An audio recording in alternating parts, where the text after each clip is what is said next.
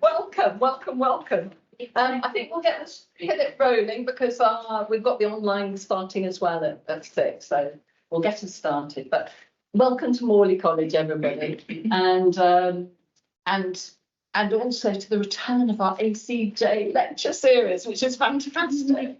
I want to say a really big hello and welcome to all of our ACJ friends, and especially Melanie Eddy, who is hosting our panel event tonight. We also want to welcome back, because some very familiar faces, Ange Benjamin, Ella Fearonlow and Poppy Norton. And we've been following your careers. And yeah, just to say, we're really looking forward to tonight's lecture to hear all about it. So thank you all for coming. And I'll pass over to Melanie and we'll get our lecture started.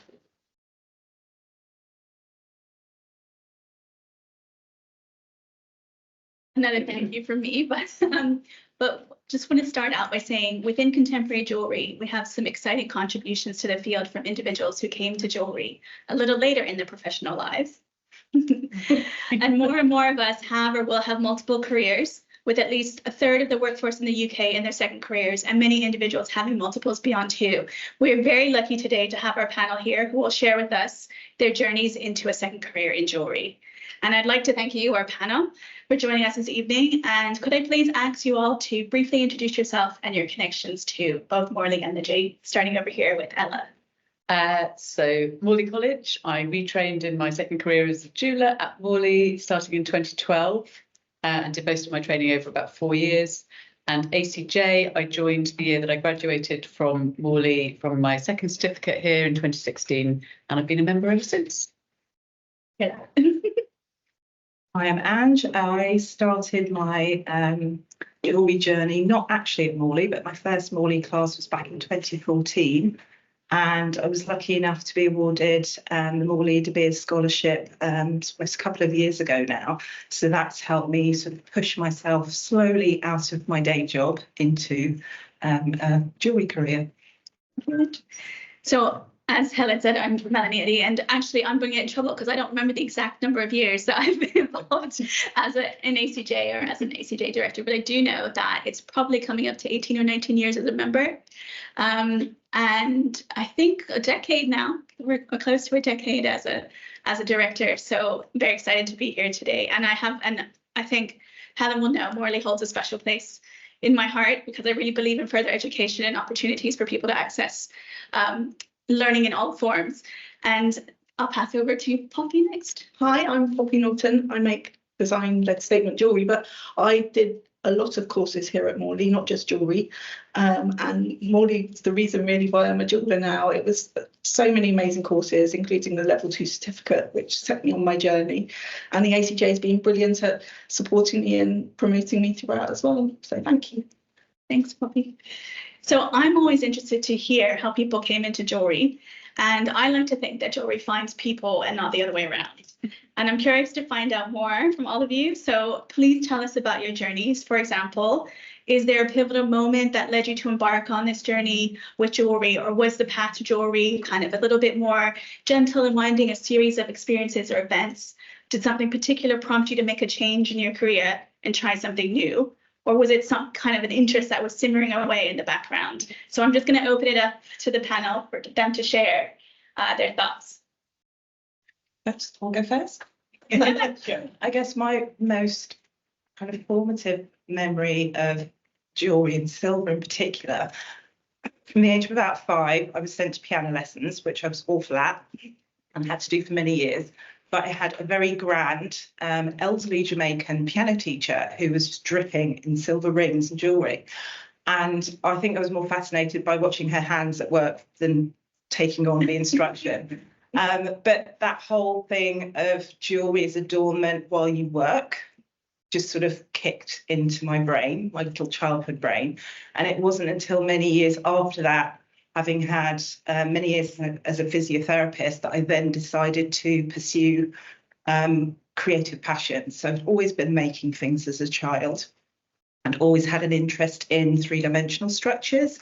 So I decided to pursue that by going to do a foundation in art and design as a way into 3D making.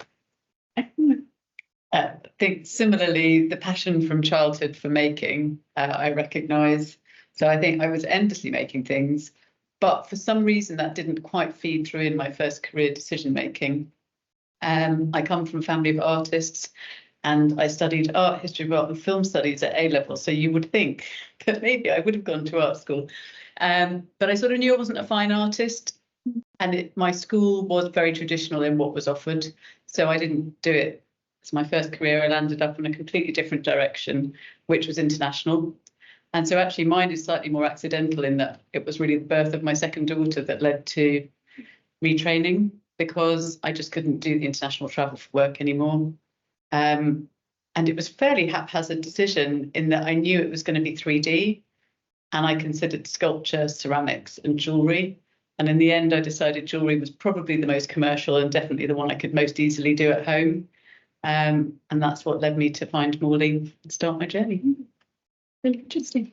Yeah, I had quite a similar thing because I trained in product design, and then I worked as an interior stylist for interiors magazines. For 20 years I was styling, and I think I was quite good at it and I really liked it. And then I had kids and life changed because of kids, but also medical issues, and also the recession hit in 2009, and the magazine industry just kind of died, partly because of the recession, that jobs sort of shrunk, and partly because social media meant everyone's a stylist and then a photographer now, and everything's too slow. People don't like magazines as much anymore because they're slow to come out. So I had to really work out what I wanted to do, because the job that I wanted didn't exist in the same way. So I missed making, and so I kind of was like, okay, I'm gonna just try something new. So I came to Morley and I tried actually 3 different courses, and ceramics like you, printmaking and jewelry. And I didn't think I'd like jewelry, but actually I loved jewelry. So yeah, it's partly because jewelry in the workshop, no kids are allowed. It's too dangerous. So it's something that's very much for you when you do it. And also there are no screens in the workshop. So it does definitely take you back to the hands-on experience that I was missing. That's really interesting to hear all the different kind of ways that you kind of got led into jewelry. And I'd like to hear a little bit more about how you found studying further education supported you in that journey. So I'm going to start with end. So you were awarded a Morley College De Beers Group Scholarship. Could you tell us a bit more about your experience of this award and how it helped you progress? First of all, I felt immensely privileged to get the award. I know lots of people applied for it, and it was a bit like being a kid in a sweetie shop. You get this pot that you can throw at as many courses as possible, not only jewellery. Because I'd always had an interest in 3-dimensional work generally, it was a brilliant opportunity to try things like metal sculpture, did a bit of wood sculpture as well, something that I'm exploring a little bit more now as well. But it also gave me the confidence to lean into my own style. Some of the images that you're seeing of my work, I would say, are sort of archived now. They're not what I'm currently producing. I still love making them, but now I'm tending to make pieces more with lots of angles and pointy bits, which is something that I've always had and have been a bit reticent, a bit lacking in confidence to push out there. So the scholarship really helped to assert that style by making me create collections, for example, something I hadn't really thought of before. That's really interesting. I think as well that, I think we'll hear from the 2 of you in that further education being a space for both exploration, but also like the embedding of like a new skill set to help like support like what you're trying to achieve, whether it's forms or techniques or material exploration. Alec, can you tell us a bit more about your time at Morley and how it's contributed to the development of your work and your career? Yeah, I think most people know that my work is always in mixed materials. And I think that was probably a passion I came in with anyway, but I think that Morley probably supported me to develop that sort of aspect more fully. It feels like it was a very free space and a very safe space. And actually, I really enjoyed getting project boundaries because they give you something to work within, but also to push against a bit. I have written some notes so that I don't forget to tell you things. Yeah, I think I had a few projects in particular where I had kind of breakthroughs. One was very early on, and it was the Inspired By brief, which is you have to go to the V&A and find an object that you're inspired by and make a piece in response to that. And it actually pushed me to do something technically more challenging than I had previously done, and also more conceptual. And then the fashion collaboration, so working with the fashion department to do a catwalk piece, which actually I was going to wear, but then I realised it's clanking. So this piece, which I made while I was here, walked down the catwalk and was made in collaboration with one of the fashion students here who'd done a piece inspired by sort of African tribal sort of batik pieces. And also a fast making project in my final year actually just really pushed me to start thinking a bit more practically about making, because we had to make 3 pieces in 6 hours. And at the time that felt like an impossibility. And actually that project then became the basis of my first collection.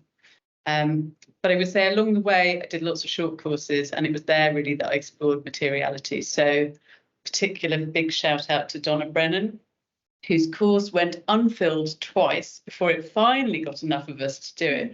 And those of us that did it twice and absolutely loved it. It was a contemporary jewellery course, very much exploring materials. We did shrinking rubber and balsa wood and melting things and painting things and twigs, all sorts of wonderful concoctions. And I think firm friendships were formed on that course. So thanks to her. That's some real insights into opportunities and the different areas you got to try out that kind of forged ahead from. So Poppy, you talked a bit about your style, we'll come to that a bit later, but I want to start initially. So you initially trained in product design at Sanchez St. Martin's and then came to further education in jewelry design at Morley, and you said you did some couple of other programs here. Can you expand upon the reasons why you felt your time here was a valuable experience for you and a route for you into your new career in jewelry? Well, it was hugely valuable because I was on maternity leave at the time. I had limited headspace and time without children. I had like 3 hours of nursery a week. I mean, honestly, it was like nothing. And it's like, okay, what am I going to do with that time? And actually was talking to my aunt who said, this is the time to just embrace everything. You're not working at the moment. Try different things. Do things that you always wanted to do. So I looked at Morley and I looked at the timetable and it's like, well, what's available in the time slot that I have? And it turned out to be jewelry and ceramics and printmaking. And I've done printmaking courses before and I loved them. And the one here wasn't quite what I was after. And the ceramics was great. In theory, I enjoy it, but I'm not one of these people that the alchemy of the kiln, I don't like it. I like to know what I'm getting. And then jewelry was just like, wow, it's precise and you can get it exactly how you want it. Like I said before, it's quite meditative when you're in the workshop because you have to be fully present. And that to me was amazing. And doing a course is great because it's an allocated time of the week that you have to put aside. You can't be doing something else. You have to be here to be doing it. And that, when you're juggling everything else, is really important because it gives you a sense of self that can be missing when you're in the early years of parenting. And it also gave me deadlines that I had to work to. There's no excuses. I have to get the work done because it was a part-time 2.5 hour a week course, the level 2 certificate. You had to make sure the work was done. Otherwise, you weren't getting the most out of the course. I mean, you get as much out of it as you put into it. So I really did make sure that I did the course. And like Ella said, it pushed me to do things I wouldn't have picked. I mean, stone setting, not my bag at all, my worst project ever, but it was good because it made me do it and made me go, do you know what? Never going to do that ever again. So, but I don't wear stones either, so it kind of fitted. But it gave us projects like Ella said, the fast making project was huge. It was the thing that kind of almost started my jewelry career was that idea of it's all very nice to spend 20 hours making a piece of jewelry, but the truth is no one can afford to buy something that takes 20 hours to make. So you've got to think about that to be a commercial jeweler. It was great. That's really interesting hearing this. I'm learning things. I think that's really what you said as well. And I think all of you touched on that that space when you're making at the bench where and especially now we have so many things that pull on our time and notifications and bings and pops and calls. And when you're at the bench, it's that time where you're zoned right in and kind of focusing on what you're doing. And as we can see in the images I have been going through, there's definitely a sculptural kind of style to Ange's work. Can you please tell us about the influences that have informed your bold sculptural approach, and if there's any exciting experiences that have helped inform, this work or help shape the image, this kind of the forms and shapes and kind of, I guess, compositions? I've always, as far as I can remember, had a lifelong love of architecture, and not necessarily architecture in its sort of true sense of a building. I love the spaces that it creates on the whole, spaces in between them, slightly obsessed with negative space. My partner has a whole album of photographs of me taking pictures in funny positions, various negative spaces, but things that look slightly off tend to catch my eye. And I think that's partly because during my day job, I'm working with the human body and people always assume, oh, we're all nice and symmetrical. We're not. So looking at different bodies and how spaces and bits fit on those bodies fascinates me. And for me, it's about creating pieces that don't always fit in conventional ways, because we're not all conventional bodies. As to experiences, yes, I've been to different places in the world and seen different things, but often it's just the mundane day-to-day things that I find will kind of captivate me, and I'm always taking photos. That's my way of documenting, and that's my sketchbook really. Although in saying that, again, the scholarship was great for pushing me out of my phone and actually into a real life sketchbook, which was great. Coming back to Morley, things that influenced me here, certainly doing Paul Wells's class. Paul was one of the founder tutors for me, who kind of got me into making bigger sculptural type jewelry. But I think all of the tutors here have helped me kind of lean into my style. Something else I got out of the scholarship, being able to dabble with different tutors and pick their brains for different insights was, invaluable. Yeah. And are we going to see some interesting things coming out of this new methodology of sketchbook work? And yes, definitely. I'm currently playing around with sort of mixed media, which is kind of a big leap for me. I've always been very metal based, but I have had this hankering to play with wood and timber for ages. Yeah. So yes, watch the space. That's what I'm saying. Very exciting.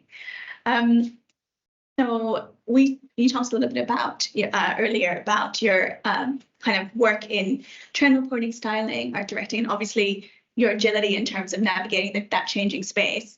Can you tell us a little bit about how that work and your work also in interiors in that space feeds into your current jewelry practice? There's a couple of perfect timing. A couple of images there that reference that earlier work. Well, I think it all started with my product design training, really. I learned to appreciate how products were designed.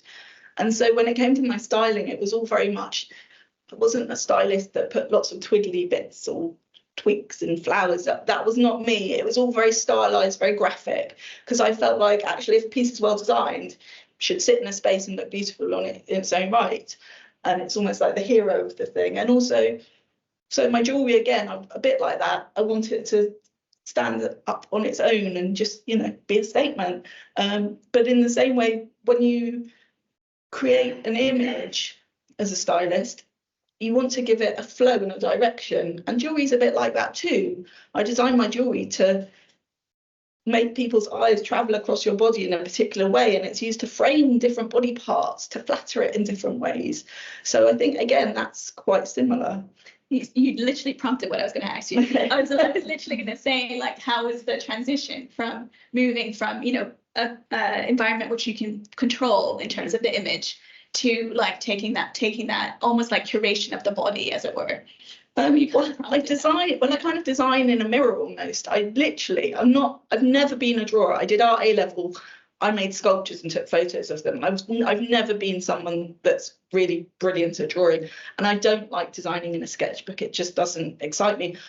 You'll see there's a portrait of me going around playing with shapes. I literally have a box of shapes that I play with. I get out and I play, and I've been known to put double-sided tape on me and stick them to me to get the proportions and the placement correct. And then, but by doing that as well, it means that I'm playing with a palette that's quite limited. So it means everything I design works together. Whether you choose to wear it all together or not, it's up to you. Please do. But you don't, the idea is it has an identity, and that comes from how I design. Okay. It's really interesting to see that like shift, into that different space. So Ella, I'm going to ask you a question, but before I come to that question, actually, because I'm very recently, and actually got to see some of your work at Collect as well, very recently was talking to Ella about the shift kind of in her work, and not just the most recent one that came up as well. So I'd actually like you just touch a little bit on how you moved into like almost creating like sculpture, like so objects have the component of the jewelry as part of it. So just before we get into the other one, just because it's in my mind because I saw that recently. Yeah, I mean, I think it feels like a sort of reasonably natural progression somehow. I think I was working very flat and graphic when I first started. Then I started carving my materials and making them a bit deeper, and they had a bit more sort of, sculptural energy, I guess. I've always been obsessed by brooches, and part of that reason is that they are like miniature sculptures, so they just stand alone on their own sort of terms. And I think then I began being really interested. I kept meeting people and they take things away in boxes and they'd say, I've got this drawer at home and it's full of boxes, and sometimes I don't know what's in all the boxes. God, that's really sad. I love this idea. If you buy a beautiful ceramic or a beautiful piece of silversmithing, you take it home and you make space on your bookshelf or your mantelpiece or your coffee table or wherever. And I liked the idea that people would live with their objects and that they could literally become artworks. So now when I sort of make these pieces that have little stands, and sometimes people don't realise that they are stands. I had one person say, I really love your new pieces that you made for Collect, but I think they're too big for me. And so, the actual brooch is quite small. The bit underneath is just a stand for it.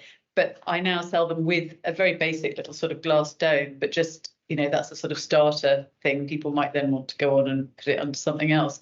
But I like the idea that they might go home and be part of people's lives on a sort of more day-to-day basis and not just for wearing.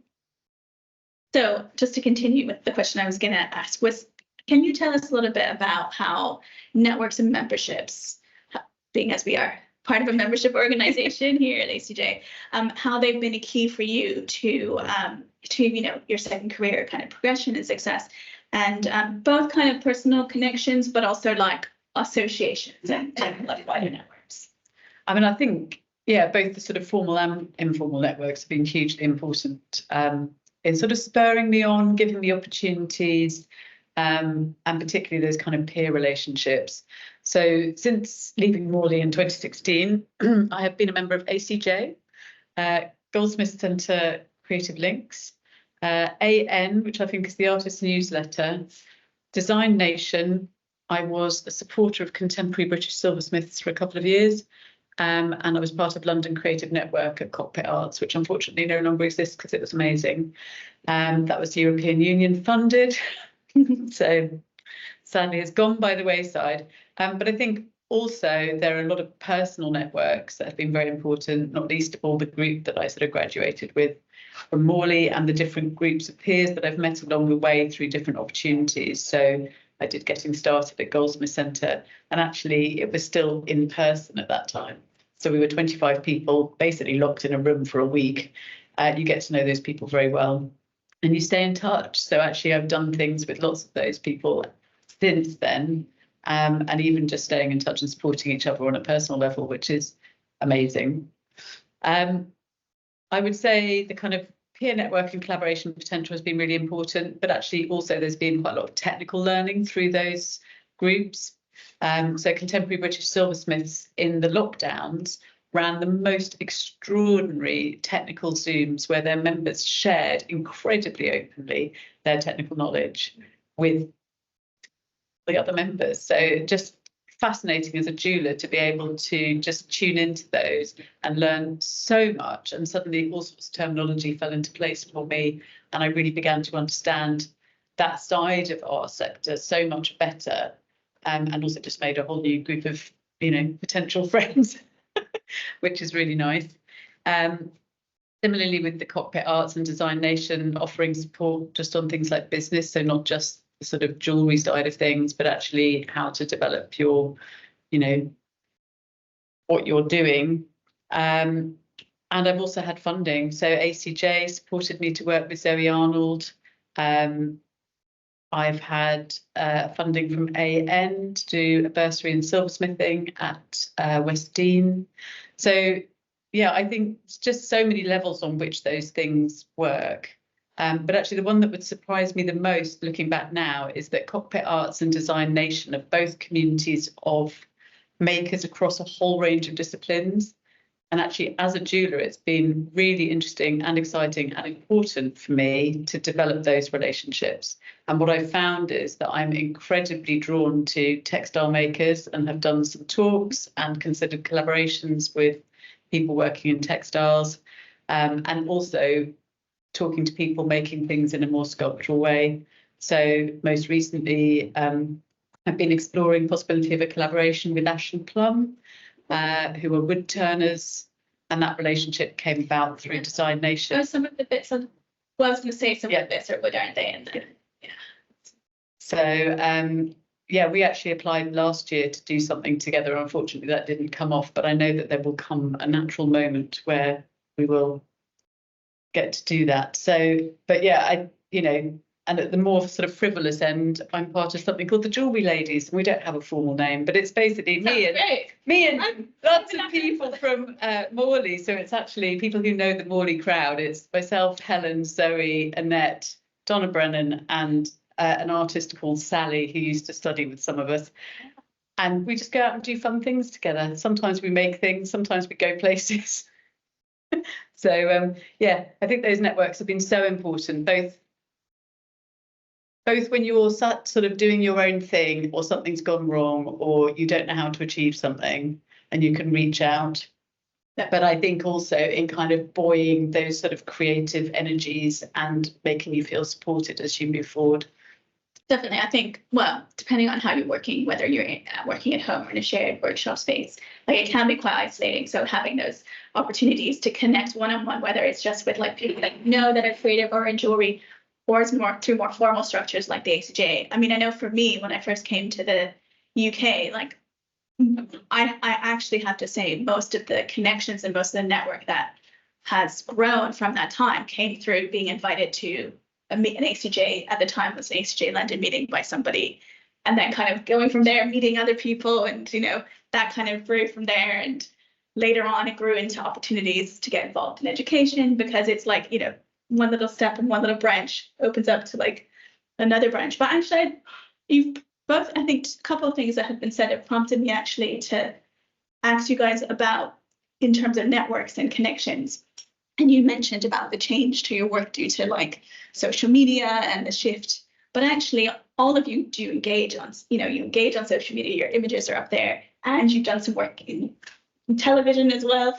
So I actually would like to hear a little bit about what you think about, I mean, for me, I feel like that space, although it has its challenges, and we all know there's pros and cons to that space and interacting with it. But for me, it's allowed me to open up, for example, clients abroad, who've connected with me. Do you feel that in a way there's a bit of a democratization of the space that's been created by some of these kind of groups and social media kind of connections? And I'd just like, maybe if any of you want to talk about your experiences with that as you kind of entering a new space with a new career in that kind of area.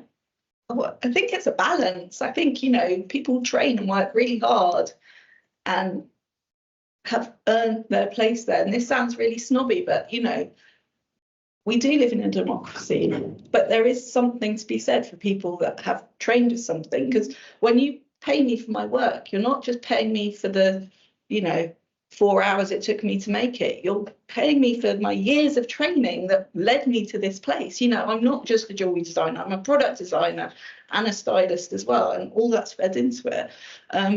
So I don't know, I have a love-hate relationship with Instagram. It's really hard because everyone's a stylist, and great, everyone's a stylist, good for you. But I worked really hard, 20 years I worked to make photos that really, that they were powerful images. And, I have to say, I'm really proud of the work that I've done. And, because of that, it led me to have, images of my work on the sides of buildings. And that's been brilliant. But democracy is great, but I think we shouldn't forget that training and craftsmanship has a lot. I think value. Yeah, definitely. Any other thoughts on your experiences in terms of the space? In terms of social media? Well, in terms of just to follow up on the idea of connections, and then just because it came up a little bit earlier in some other things people had said. So I think, well, social media, so I totally can see where Poppy's coming from. And a second career is we're all sitting on the shoulders of something else in terms of life experience and knowledge, and and that sort of feeds into how we approach the world, I think. I think for me, when I first started out, it was incredibly helpful because, as you just said, you said that democratization sort of word. I would get direct messages from very surprising people that I would never have imagined might be messaging me. Some of whom I thought were false. I was like, this is a wind up. Who's set up a false account? So yeah, from that point of view, I think it enables everybody to contact everybody, and likewise for us to be in touch with people that we admire and like, and comment on their work and send them messages. So I think it's a sort of two-way street in that sense. It's also quite challenging because you're making your work, and this is a whole other strand of energy that has to happen. Yeah. And as a result, anyone who follows me will know that I tend to be very busy around events and quite quiet in between. People have made the same deduction for me as well in terms of my output. Yeah, and I totally agree. I think it certainly has its place. For me, I've had, I would say, only positive experiences with it. It's enabled me, as someone who wasn't always in a space of learning, to reach out to other jewellers who I felt I had a good relationship with and ask questions. For example, when I started venturing into working with gold, there's a lovely jeweller in Germany I followed for ages, and I just felt I could contact her. And we had a lovely Zoom chat, and she gave me the pros and cons, where to start, and it was, brilliant. And that was at a time where it was during lockdown, so I couldn't actually ask anyone else go to a class. So for things like that, and again, I think you mentioned interaction with clients, people messaging you and seeing your work and commissioning things, it's been great. But yeah, it's like a full-time job, and I certainly go through lulls and fall out of love with it. And yeah, I think that's kind of where I am at the moment.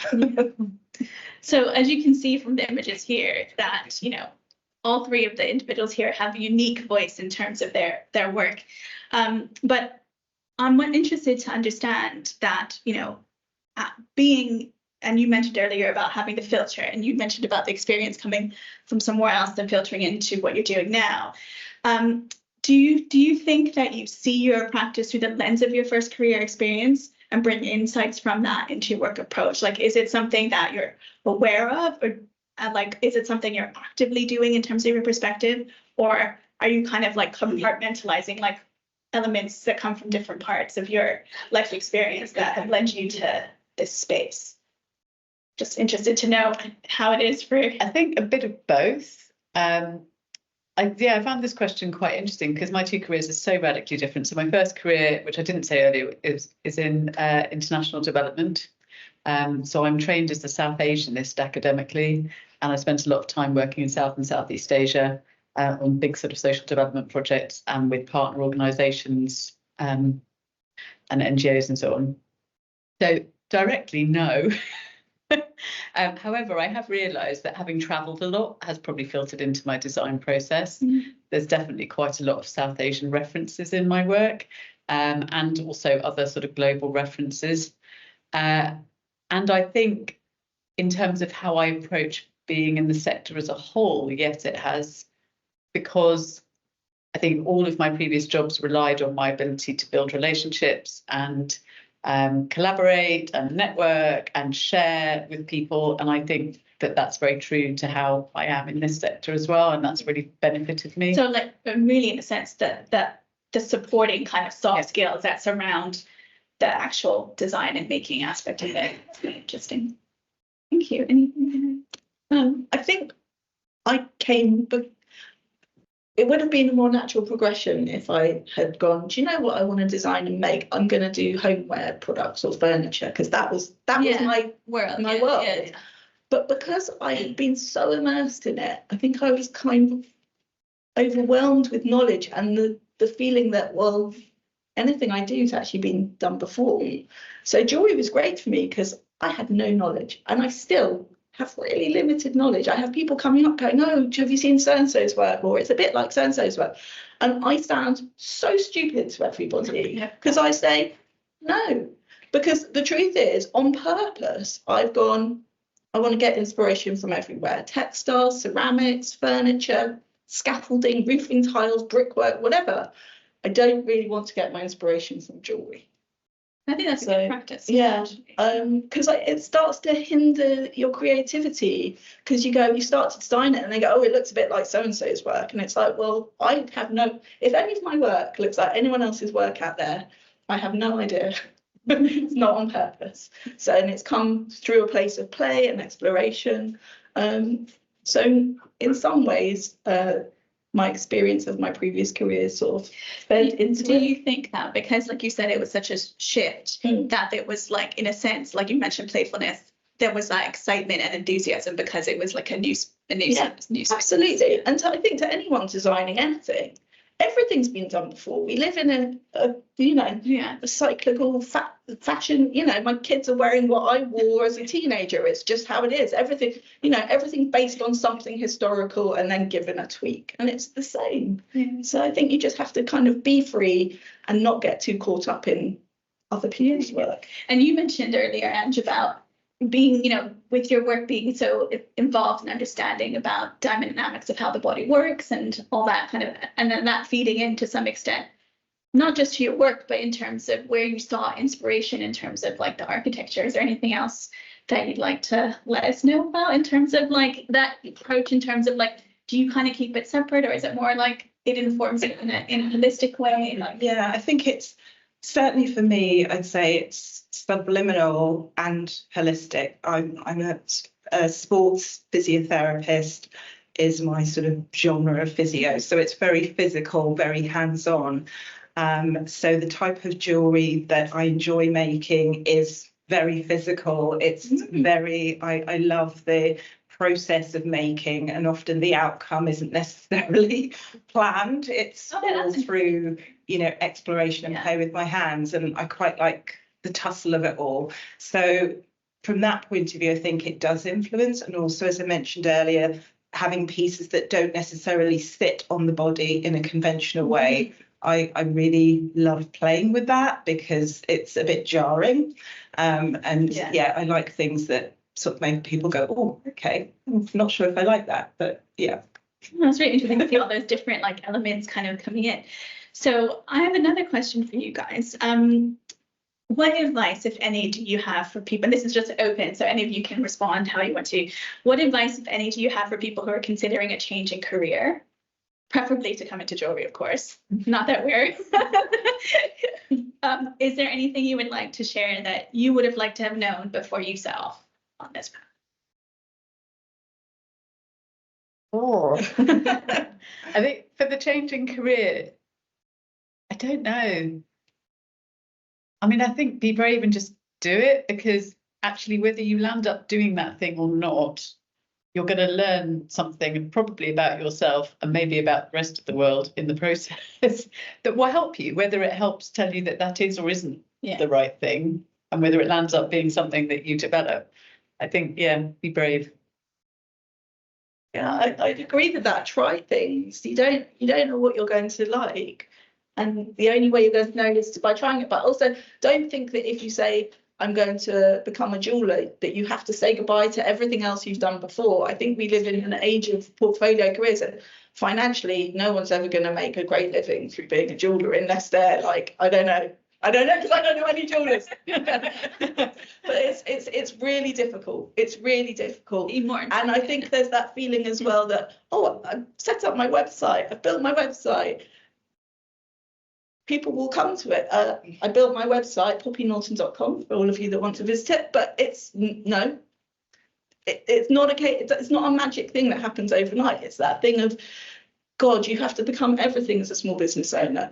You're the designer, you're the maker, you're the tea maker, you're the accountant, the photographer, the stylist, the person that lugs everything to shows, the set builder, you're the social media manager, you're literally everything, the model as well sometimes.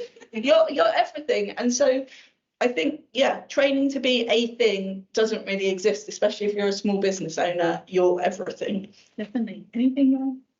Yeah, no, I sort of totally agree with Ella and Poppy. And, don't be afraid. I always tell myself, what's the worst that can happen? So everything I've pushed myself to do, whether it's the scholarship or being on TV, it's like, what's the worst that can happen? Someone doesn't watch, someone doesn't like it. You're not going to die at the end of the day. And just enjoy playing and trying different things. I wish I had tried more different courses as an adjunct to jewelry. Okay. I did when I did my foundation, and I really enjoyed that, and that gave me the feel for 3D making. But I wish I'd been braver then and tried larger scale 3D making. But yeah, there's nothing to stop me doing that now. So it's all about just try new things, give yourself the opportunity, particularly in places like Morley. Yeah. Yeah. I think for one of the things I think for me that I found is that, and I have the opposite problem now, in that I made sure I said yes to lots of things, and I went to lots of places that by myself, where I was very like, but that kind of got me out there and got me talking to people and got me doing things that I wasn't necessarily sure I'd be interested in, but then it led to other things. Now it's that I'm kind of going back where I'm learning to say no as opposed to saying yes. But I think all of you touched on what was really interesting as well. And I think something we don't often think about is transferable skills. So skills that we have honed, in various aspects of our journeys and our professional practices in our lives that then come into jewelry, maybe not in the ways we expect, but that kind of support us in terms of whether it's all the things we need around us as entrepreneurs and small business owners, or whether it's how we filter information, or whether it's how we communicate with individuals. And I think all of you have kind of shown that today in terms of what you said. So thank you very much. I think, sorry, to cut back in. I think if you're thinking about changing career, the thing that's really important is to decide why you want to change career. What are the aspects of things that you enjoy, and to kind of keep revisiting. And if it's not making you happy, stop and pivot again, because we're in an era where you can keep doing that, I guess. And don't be scared of things. But yeah, really come back to what makes you happy. If it's the making and you're not making, then get back into making.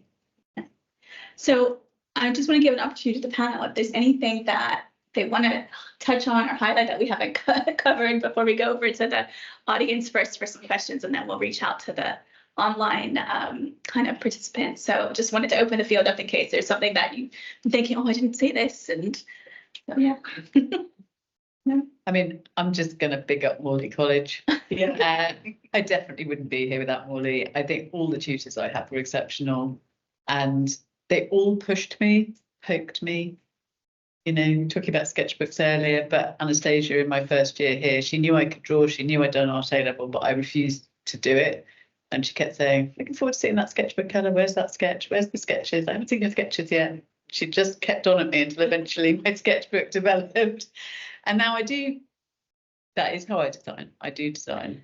Actually, that's a really interesting point. So once you're out of, I guess, the structure of a course or education in terms of like pushing you talked about projects that pushed you to do things. Like in terms of your own self-motivation, what kind kind of prompts do you guys use for yourselves to keep your practice moving forward? I mean, you mentioned and you mentioned about a new way of working in terms of like methodology in terms of design, but just a thought, like, is there something that you use to prompt you in terms of moving forward? I know you, like, in terms of like areas you want to progress your work into or explorations to keep it kind of the momentum up. Is there anything that you do? I mean, I set myself projects. projects. Oh, you do? I do gallery visits, and I often find that a deadline works genius. So if I apply for something, that will be the best way. So whether it's a competition or a show or an opportunity or piece of funding, but it always pushes you to step up. You know, I don't ever want to stand still. I never wanted to be a jeweler who just made a thing and then kept making the thing. I want to. I'm on a journey to hook myself. Yeah, I'm like Ella. I work to a deadline. That's you got to get the fear. So yeah, late nights. A deadline. I do numerous shows throughout the year. I've got one coming on Sunday. If anyone wants to come to Mid-Century Modern, I'll be there. You can see all my work. But yeah, every time I do a show, I try and make something new to shout about, because otherwise. So that's the push for you. Yeah, that's the push for me. Deadline. Use that as a way to create the new work. Yeah. Okay. For me, it's sort of exploring externally. So I'm sort of a bit deadline driven, but I like to give myself regular gallery visits or exhibitions that I have to go and see and try and get something out of it. And then I'm trying to get into the habit of also doing sketchbook work off the back of those gallery visits, because again, the sketchbook thing was a revelation to me. So it's like doing homework. Yeah. Great. So one of the things, obviously, you all mentioned about some of the other things that come into running a business, all the other things to support it.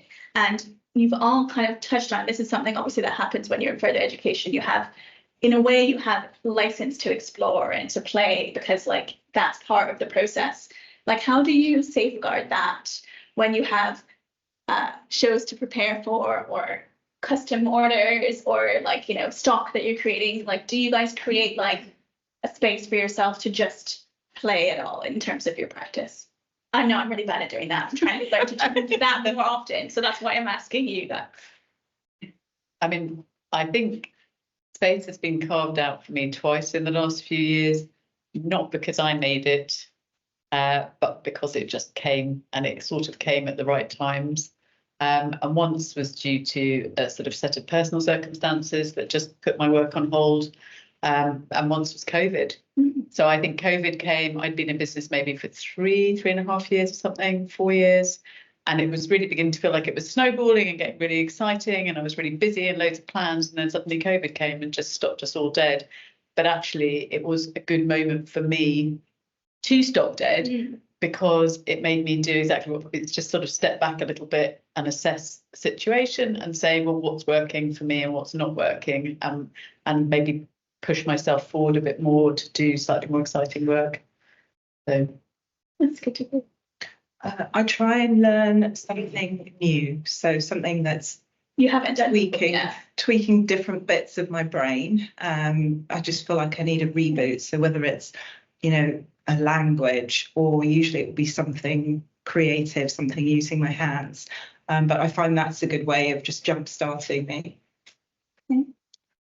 Feel less exciting than you guys know. I don't feel I do very much. I think in my it's very head, hard to do that. Yeah. I'm asking. Yeah. and I've got 2 young kids as well, so it's you know, there's a lot of juggling going on. But there's an element that I think in my head, it's like, oh, do you know what? I'm going to make one day of the week a design week, one day of the week an admin week, and the rest of the week make it. Doesn't work like that at all. It goes from like 100 miles an hour working all night, every night, to being much more relaxed about things. I do try and make sure that I go to galleries. I do sort of fill up my creative cup, as it were. Yes, exactly. Getting inspiration from artwork. But no, I'm not very good at. No, I'm not either. In fact, I got told off by another maker who I respect very well, because when she realized I wasn't doing that. So that's why I'm asking you guys to see if you have any secret tips for me going forward. So thank you very much for your insights and for your time. And I'd like to open up to the audience. there's any question. Catherine's? I was wondering, any of you have ever missed their old career job or the teamwork, the camaraderie? Yes. Everybody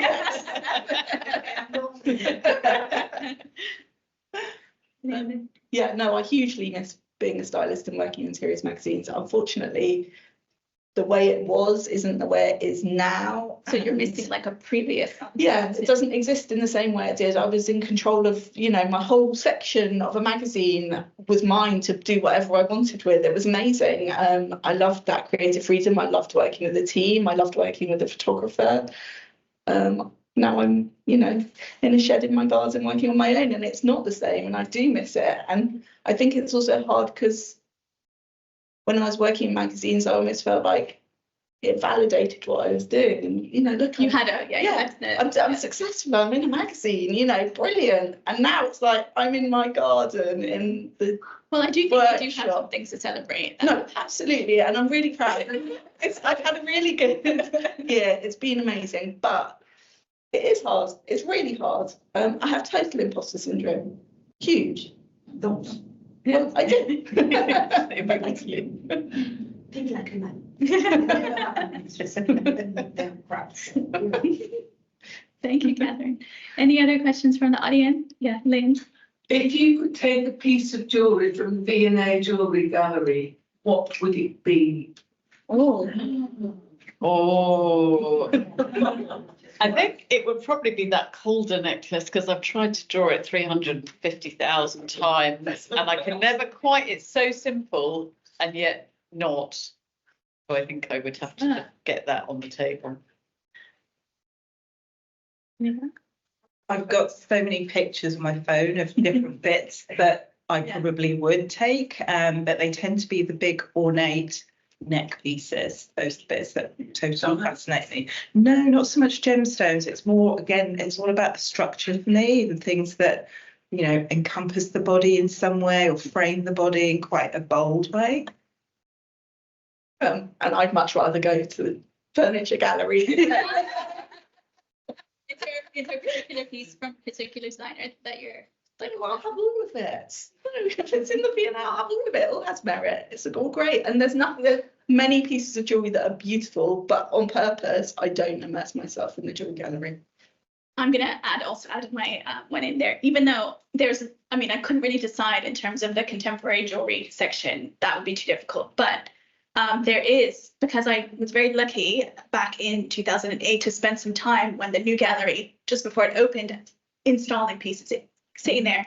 I was pinning and sewing some of the pieces in there. And there is a medieval belt buckle that I am obsessed with. That is like amazing. And so even though it's not a typical jewelry piece, that's the piece that I come back to in my head just because of the way it's constructed. And it's like all these little stories, it's like a little village of, I don't know how to describe it, but it's very unusual, but it's just something that's so different and interesting that I kind of find it really interesting. So that's my one. Terry has a question. At the moment in your careers, your early careers, do you have a balance between exhibition shows and retail? And has that changed over a few years?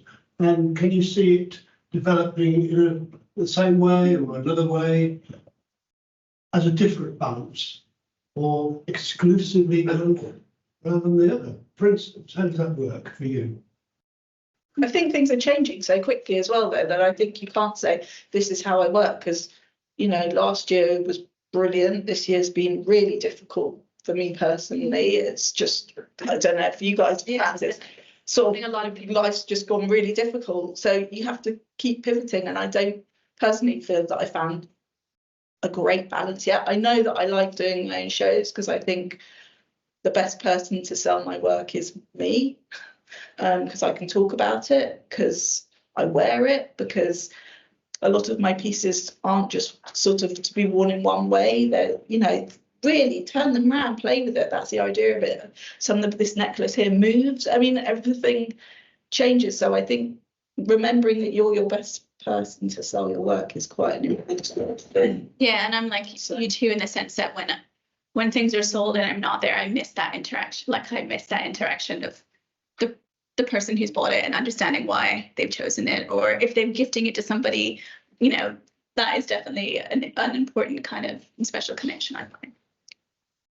Yeah, for me, mainly online is my biggest outlet, but that comes with its challenges because, as Poppy said, you're, you know, jack of all trades. So that means time spent not only working on the website, but making sure the website's seen. So doing all of your SEO, optimizing things with Google, all of that stuff, which is a whole other skill set. But if you put in the time, I find it does pay off. I'm not at the stage yet that I have done sort of exhibitions or shows like these ladies, but, you know, I think times are changing from the point of view of stockers as well, with rentals going up. I think they're struggling, which I think has a knock-on effect to us as potential stockers with them. Okay, thank you. A couple of hands. Oh, secondary. Okay. I just wanted to the balance then between the home market and overseas, without mentioning Brexit at all. How did you not mention it? It's been it before. How is that working for your online sales? Me personally, again, a lot of it is working on, you know, the back end of your website, so to speak. So familiarizing yourself with how to, you know, make sure your images are optimized. So if someone searches for a square ring, your ring will come up and not just image 235. So learning all these little tricks behind SEO. And I have found that that's helped me, you know, get sales as far away as Australia and, you know, Europe. But then comes with that the taxes involved in marketing that. So is it worth your while? So it's lots of challenges associated with overseas sales. Yeah, filling out the customs form for the post office is like half a day project. It really is. It's, I mean, honestly, Brexit stuff going to Europe is horrendous, to the point where it's lovely having the orders, and thank you to everyone that orders from me. Every order is appreciated, but it's, you know, you just go, God, I don't, you know, the paperwork, honestly, it's overwhelming sometimes that you're not sure it's worth it. Yeah. I'm going to say the same as Poppy. I have to say it slightly put me off seeking an international marketplace. And I was lucky to be taken on last year by House of Mars Gallery, House of Mars, and they are Europe based. So actually what they've done is physically taken a consignment of my work to Europe. And now I feel like that will be a great way to maybe be represented in that environment. And they had, in a sense, in theory, going forward, they could handle European sales for you. And so, yeah, I think having something like that is great, but on sort of individual sales level, as Poppy says, dealing with all those kind of customs and, you know, the codings for what objects come and it's more and more complicated. Sometimes every country's different, and oh god. Okay, let's not bring it down too much. Anybody have a positive? So we know British customers. Yes.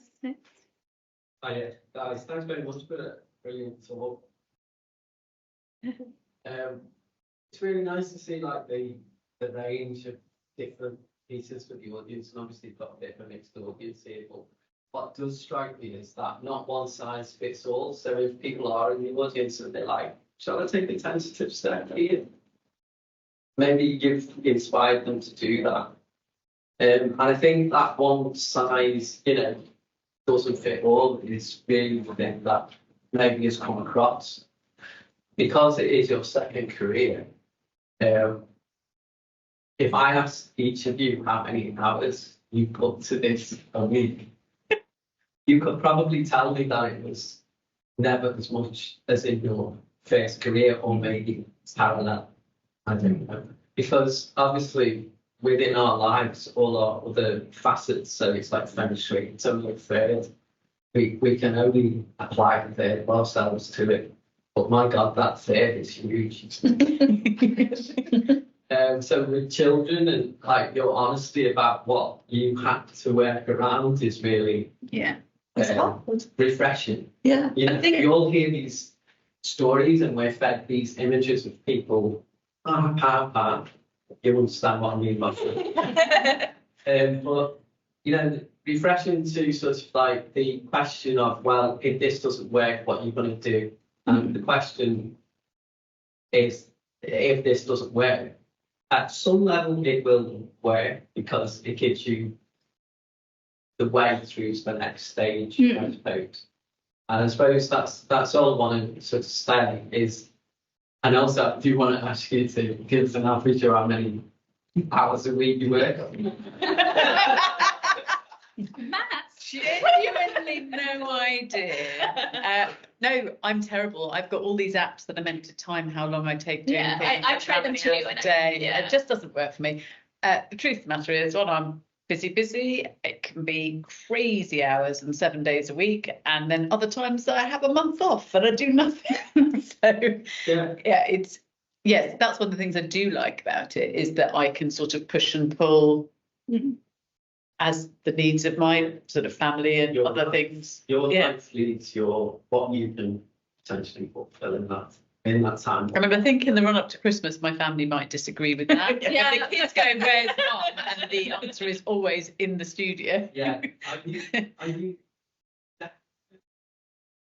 Yeah. Christmas Eve. Yes. I think we had a question. Yeah, it's just that's all I really wanted to say was that it's inspiring to hear. We hear success all the time, and that's what we aspire to. But sometimes the pressure of that success that is presented to us is a little bit too much. Sometimes small triumphs at the bench for yourselves. But also, I think because they've embarked on something new, the kind of braveness and boldness and kind of like, striding into that territory, are ready to do that, is going to then enable you to feel like, okay, well, this is how I can tackle the next challenge and how I can tackle the next challenge. I think I do believe once you've kind of done something like that, it in a way it gives you that momentum and that kind of like self-confidence and belief that like, okay, I've done this now. What's next? I think we have a question from Lisa. Yes. Yes, in terms of like everyone's making, at the end of the day, the same even. So how do you choose what gallery and the pricing, I think, because different galleries have different ways of selling it? Is there any special day, or do you choose where you like to be selling, or is it, how do you? That's interesting. I mean, I think it can be a different strategy for different people, I think, isn't it? Yeah, I think it really depends what type of product. So I have friends who make things where they maybe cast things, or, there is a sort of mass production element to their making, and they might be able to approach, retail outlets and things that would be inaccessible to me because every piece I make is a one-off pretty much. So yeah, I think pricing's complicated. And I can't promise again that I do all the things I've been taught. Tends to be a little bit of a. I mean, I think like what you were saying earlier, in a way, kind of the two-pronged thing is like assessing like what's realistic in terms of the time for the piece and going from that way, but also where do you want to sit in the marketplace in a sense, and what's the right fit for you? Is it a gallery setting, or is it a shop? Some people find that shops that are not necessarily just jewelry shops, but shops that have other types of things are a better fit for them in terms of the client base. There's all those kinds of considerations, isn't there? No, it's true. Like the show that I'm doing this weekend is not a jewelry show. It's a place where a lot of architects and design junkies go to get their fix of. But I would imagine your stuff. But they get my stuff. Yeah. If I were to pitch myself to a gallery that specialised in gold and diamond jewelry, I do those. I've done shows, and people look at my stuff and literally go, "Oh," and you're like, "That's fine. You're not my person. You cannot design for everyone. You cannot appeal to everyone. And if you try and do that, you're doing it wrong. A piece of jewelry should be something that somebody absolutely loves, not something that they feel a bit indifferent about. I'm not designing for people to feel indifferent. I want to make something that someone loves. And if you don't love my work, fine, go and find someone else's work that you will love, because they'll be your person, and that's great for you." Your personality coming from. So yeah, and I mean, design for me, I design stuff that I like and I would wear, And if I design something and I don't really like it, it gets edited out of my collection because it starts to become a bit confused. I think your work has to have a strong identity. It's very disciplined. Yeah, well, Yeah, no, you don't see the hundreds of pieces that I melt and I break and all sorts of things. So, you know, but that's definitely come from your previous career. yeah. So, And I think any other? Yeah, yes. All of you guys seem to have like quite a distinctive style, and you picked up earlier about saying about identity. What would you say like earlier on when you were designing at the sort of beginning stages and you get inspiration from all these different places and all these different things, like how you like refine down to something that's very uniquely like you look at something and you go, oh, that's that person. Like, how would you say that process of refining down to that style, your identity, like any tips about how you get that Yeah, lots of time, or maybe not lots of time, just give yourself a chance to work through, and often there'll be things that just, well, for me personally, you just keep coming back to, whether it's subconsciously or overtly present in your work, something that you enjoy in that piece, whether it's the making of it or how the final piece looks. That's certainly what does it for me now, definitely. I think my work has surprised me. When I started at Morley, I was sure I would be making brutalist concrete European art drawing. So no, it's really surprised me that I've landed up at decorative as I have. And I think the answer is just through lots and lots and lots of projects. My voice kind of emerged. And then once I started making work that looked like that, I became more confident with it. And that's when all those sort of changes and journeys have happened. But yeah, I would agree with Ange, time. I did Shine at Goldsmith Centre, sorry. And one of the things that they made us do, which was really useful, was write yourself a brief when you start a project. Go off, design things. Keep going back to that brief and go, does that piece sit within that collection? Yeah. And if it doesn't, it's gone.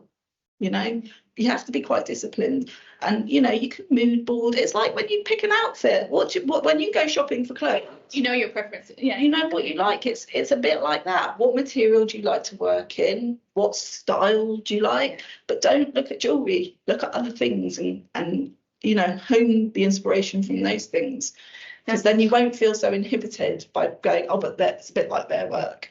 I think it's really important. I think a lot of we all often have that thing we do all the time in our lives in terms of like what we put in our homes, what we wear on our bodies, where we choose to spend our time, but we don't always focus on it in a very self-aware way in terms of thinking about how that would filter into an output, like in terms of like a jewelry collection or in terms of a piece of art, or you know. And so it's like it's a similar process we do, but what we're doing this time is using it to generate something as opposed to using it as a collector's eye or as a, you know, curation. I'm just conscious that Alex was saying about online. Sorry, Yeah. someone online said, Yeah. how did you manage to juggle the transition between your old job and your new career, especially if you had a very busy, demanding job? I'm still still doing the day job. exactly. Yeah. So still juggling, but slightly more manageable. I currently do 3 half days a week of a very physical physio job, and then the rest of the time I'm brainstorming or like Ella, not doing anything very much, or doing admin. But yeah, the rest of the time is jewelry business. Mine was kind of a blunt cliff edge. I went from traveling internationally and working, and I had one daughter. I managed to sort of stitch together childcare where I carried on doing that. So I had an amazing childminder, my parents, and a husband with reasonably flexible work, and we managed to manage one child while I travelled internationally. But I knew when the second one came along that was not going to be possible, so I just literally took that opportunity to start afresh. Obviously I had 2 small children at home, so I had a 1-year-old and a 4-year-old at home at that point, and that was when I started at Morley. So just carving out little bits of time for me, as Poppy said. Yeah, as you say, there wasn't a transitional period. It was like, bang, you're pregnant. Oh, sorry, we're making you redundant. Oh, whoopsie. It was yeah. It was a tricky one, and it was quite, and then I turned to freelancing and I thought I could juggle both. And it turns out like I'm the world's worst freelancer. You don't want to employ me because I've got my opinions are too strong on what I like is what I like. And I like being in control of project, which is why it suited me so well to do something that is like, I'm designing, I'm making the decisions. You have to be much more flexible with. Yeah, I'm not flexibility, sorry. Any other online questions? Oh, a question in the audience. Okay. Yeah. We come in. Okay.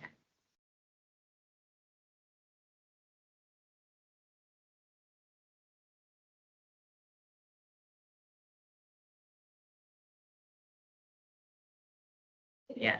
And I want to ask you about, as a mom of 2 kids, I also want to ask you about what's the most difficult thing you're thinking about in your career?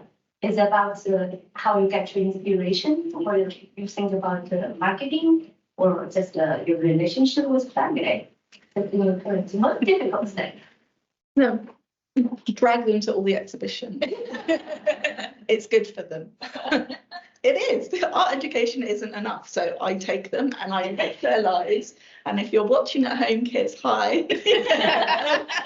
It's, carve out that time to do stuff because it's not just benefiting you, it's benefiting the next generation. You're teaching them to appreciate craft and design. And just pitch it, turn it. I think probably for each of us it's something different. I think the most difficult thing for me personally is probably the bit that Poppy maybe actually is really amazing at, which is the kind of marketing stuff. I'm rubbish at it. utterly rubbish. So Yes, me too. Well, I don't have a family to juggle. That's my get out. So I don't have an excuse. But yeah, I think it even, I've had times where I've been juggling education work or sector development work, other things. So I think also even within your practice, it's a challenge balancing. For example, I would say things like commissions and things like creating stock or your kind of bestsellers and like how they kind of progress and they like move forward so they don't stay stagnant with creating space to like push your practice forward. I find that can be a challenge, especially as you get further away from like structured experiences, whether it's education or workshops or residencies, like really to make sure that you're doing that in your own practice for yourself, like creatively, and for you to, in order to give yourself that time to kind of like think about where you want to go strategically, but also like in terms of what will feed you in terms of a maker. I think that could be a real challenge. So that's a challenge that you balance, as well as the other demands of like life. That I don't have children, but I've had elderly relatives and family members that I've had to take, do stuff with care around. So I think like we've always got those balances, don't we? But I think the thing is, often if you are somebody who has to segment that time, it does in a way focus you with the time that you have doing the work. And so sometimes, even though it's a challenge, in a way it can be a strong motivator to keep you moving forward, because you don't have like all the time in the world. You have to think, how are you going to utilize this time that you have, whether it's at the bench or whether it's gaining images or inspirational material, or whether it's going out and like connecting and kind of making those networks that can help build and support your growth. But good luck. Yes. Making bit's great, that's and the playing bit, if you run a course, that's even more fun. But actually, like when you say SEO, I used to just go, oh. And I think that's really important. The marketing stuff is really important if you want to be a business. So how do you find ways to force yourself to do that aspect of it? For example, have you gone on a course, or do you just go, right, I've got 3 hours, I'm going to crack image SEO today? Help. I'm gonna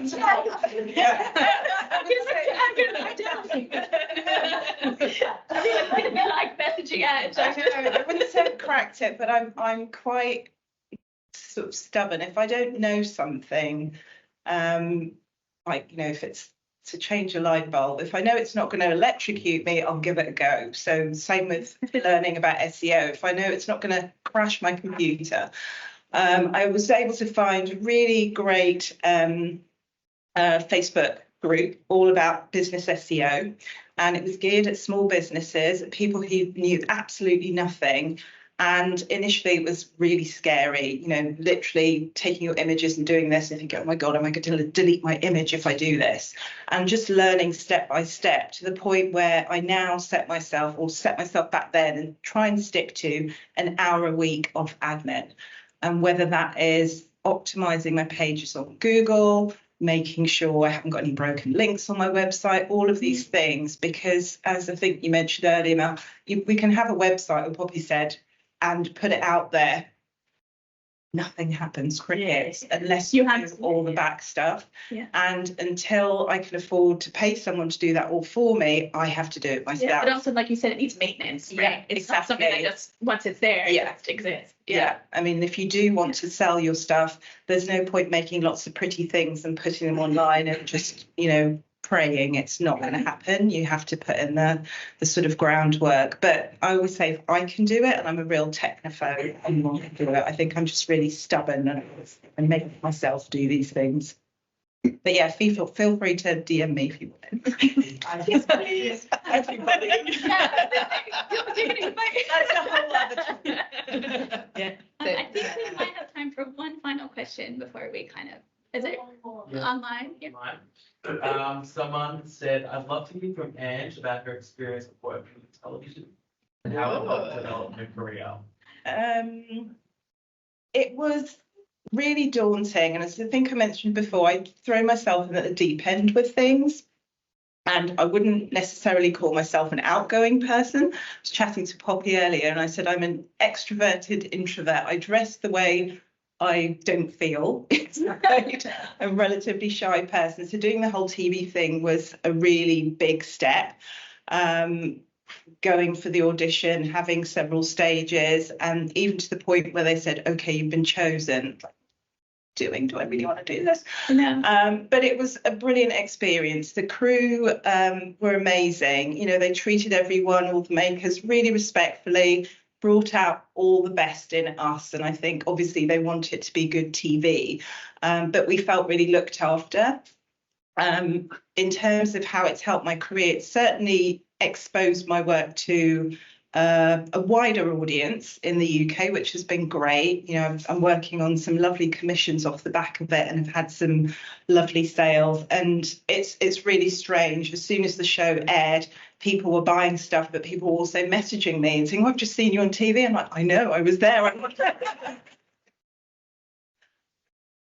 Yeah, instant feedback. Also people, you did really well. I really love your work. Where can I find you? So yeah, you know, again, it's not even necessarily doing TV. It's about trying things that make you feel a little bit uncomfortable, whether it's a new technique of making or going to an exhibition that you don't necessarily think you'll be interested in. What's the worst that can happen? Yeah. Wow. Thank you all very much. I mean, I think this has just been really great. So many insights, and also obviously great to have a nice engaged audience. Yeah, so basically I just want to thank all of you for being here with us this evening, and the audience and online for engaging. And I'm going to hand over to Helen and Terry to kind of wrap up.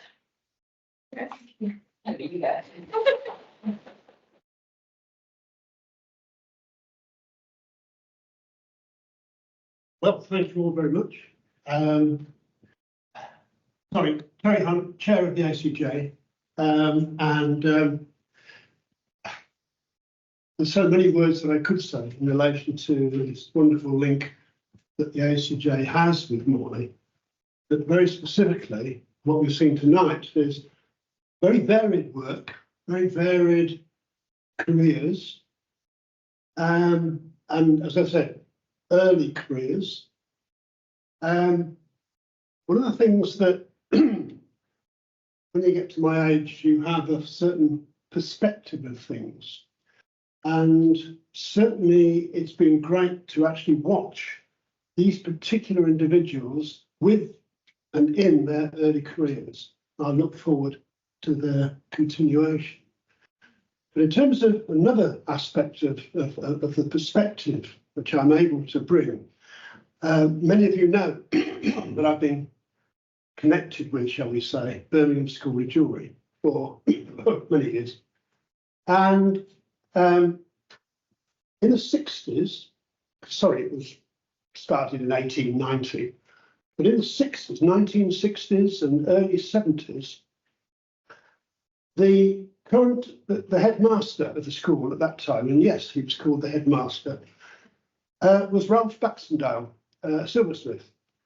And he was a very blunt Yorkshireman, but a fantastic guy, mainly because he was under great pressure from his bosses to do what was happening across the whole country. A lot of higher level courses were being introduced. Higher education was being encouraged, promoted, and his bosses and the bosses of a lot of other colleges, because jewellery didn't really happen in universities then, but in colleges, the lower courses were called lower courses and they should be got rid of because we had to move up. We had to move to the higher education. It's all degree courses and higher diploma courses. Ralph Baxendale stuck out and said, no, no, no, no. Birmingham is not going to follow the trend. We are not going to get rid of further education courses. And for God's sake, he managed to do it, as I and others did following Ralph, who retired in 1974.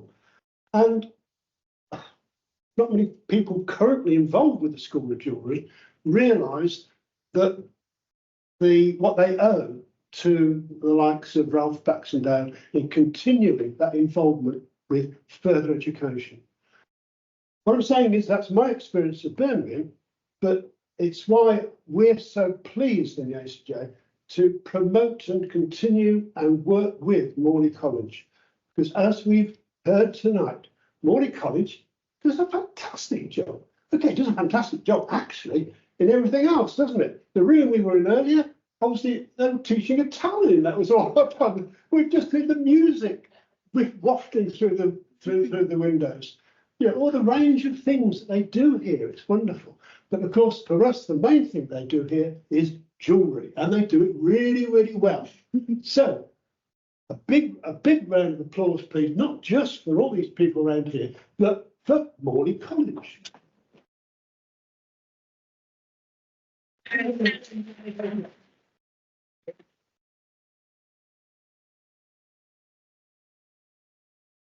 Well, thank all of you for coming this evening. I hope you enjoyed the evening.